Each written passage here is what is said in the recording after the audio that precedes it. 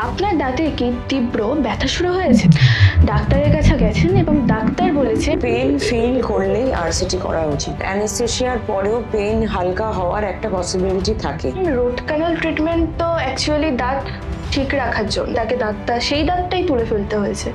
ডাক্তারবাবু, আজকে আমি আরসিটি করলাম, তাহলে কি আজকে কিছু খাওয়া দাওয়া করবো না?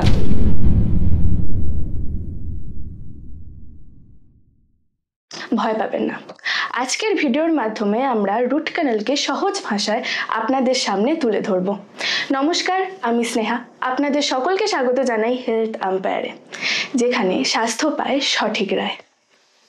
এই প্রশ্নের উত্তর দিতে আজ আমাদের সঙ্গে রয়েছেন বিখ্যাত দন্ত চিকিৎসক doctor Rumila Pal, new town dental clinic থেকে। ম্যাম, আপনাকে স্বাগতম আমাদের হেলথ আম্পায়ার চ্যানেলে। Thank you Sneha. Thank you ma'am. Ma'am, root canal treatment ঠিক কখন করা উচিত? রুট ক্যানাল ট্রিটমেন্ট, যেটা আমরা কমনলি আরসিটি বলে থাকি, সেটা বেসিক্যালি দাঁতের যে পাল্প পোর্শনটা, মানে আমি এখানে একটা ছবি দিয়ে ডেমনস্ট্রেট করাচ্ছি। এই যে দাঁতের ভেতরের অংশটি, যেটাকে আমরা পাল্প বলি, মানে বেসিক্যালি যেটা দাঁতের ব্লাড সাপ্লাই, সেই সোর্সটাকে আমরা রিমুভ করে দিই। পাল্প টিস্যুটাকে আমরা ক্লিন করে এক্সটারপিটেট করে বের করে দিই। পাল্প টিস্যুটি রিমুভ করার পরে ওই জায়গাটা পুরো একটা ভয়েড স্পেস তৈরি হয়। সেই ভয়েড স্পেসে আমরা গাট্টা পারচা বলে একটা মেটেরিয়াল দিয়ে আমরা ফিল করে দিই। তারপরে আমরা পুরো কোর বিল্ড আপ করে, মানে দাঁতের স্ট্রাকচারটাকে আবার ফিরিয়ে দিয়ে তার উপরে ফাইনালি ক্রাউন বসিয়ে ট্রিটমেন্টটা শেষ করি। আরসিটি ট্রিটমেন্ট যে শুধু ক্যাভিটি থাকলে বা কেরিয়াস কোনো পয়েন্ট থাকলেই যে করতে হয় তা নয়। যে কোনো বিভিন্ন কারণে পেন ফিল করলেই আরসিটি করা উচিত। সেটা শুধু টেন্ডারনেসও থাকতে পারে, কোনো রকম দাঁত ক্ষয়ে গিয়ে সিভিয়ার অ্যাব্রেশন থাকতে পারে, অ্যাট্রিশন থাকতে পারে। যে কোনো কারণেই আমাদের পাল্প টিস্যুটি ডিস্টার্বড হলেই পেন হয়। পেন হলেই আমাদের রুট ক্যানাল ট্রিটমেন্ট করা উচিত। সেটা যদি দাঁতে কোনো, যেটা আমরা কমনলি বলে থাকি বা শুনে থাকি যে দাঁতে পোকা হয়েছে, বা সাইন্টিফিক্যালি যাকে আমরা বলি যে দাঁতের কেরিজ বা ক্যাভিটি, সেটি না হলেও আমাদের আরসিটি অনেক ক্ষেত্রেই করা উচিত যদি দাঁতে আমরা পেইন ফিল করি। ম্যাম, রুট ক্যানাল ট্রিটমেন্ট কতটা পেইনফুল হয়? রুট ক্যানাল ট্রিটমেন্ট যখন আমরা স্টার্ট করি, কতটা পেন হবে সেটা কিছুটা ডিপেন্ড করে পেশেন্ট কি স্টেজে আসছে, মানে দাঁতটি কতটা ইনফেক্টেড। যদি ভেতরে পাস থাকে, পেরিয়াপাইকাল কোনো অ্যাবসেস থাকে, বা কোনো গ্রস ইনফেকশন থাকে, বা খুব বড় ক্যাভিটি থাকে, তখন অ্যানেস্থেশিয়ার পরেও পেন হালকা হওয়ার একটা পসিবিলিটি থাকে।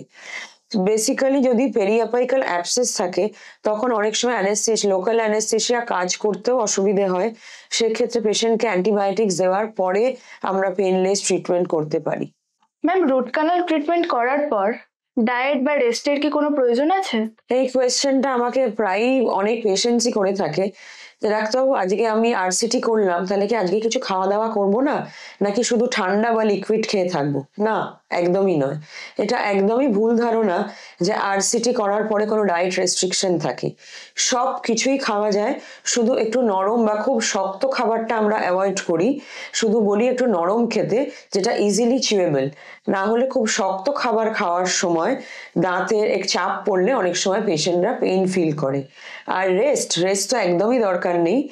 পেশেন্ট আরসিটি ট্রিটমেন্ট করার পরে নিজে ড্রাইভ করেও বাড়ি ফিরতে পারেন, যা যা নর্মাল অ্যাক্টিভিটি সমস্ত কিছু করতে পারেন। ইনফ্যাক্ট কাউকে সঙ্গে আসতে হবে ট্রিটমেন্ট করানোর জন্য সেরকমও কোনো ব্যাপার নেই।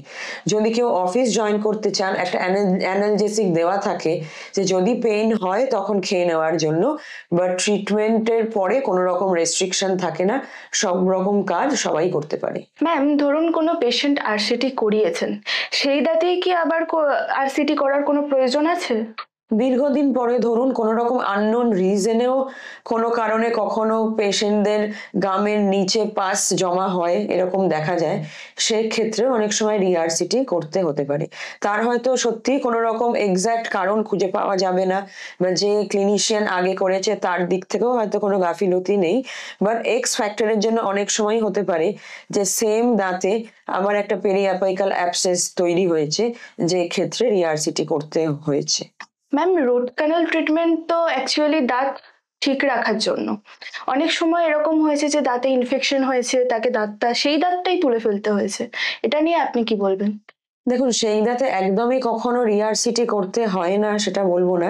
ডেফিনেটলি রিআরসিটিও একটা ট্রিটমেন্ট, যেটা একটা আরসিটি করা দাঁতে অনেক সময় প্রয়োজন হয় যে আবার করে করার। বাট তার কিছু কিছু ইন্ডিকেশন আছে।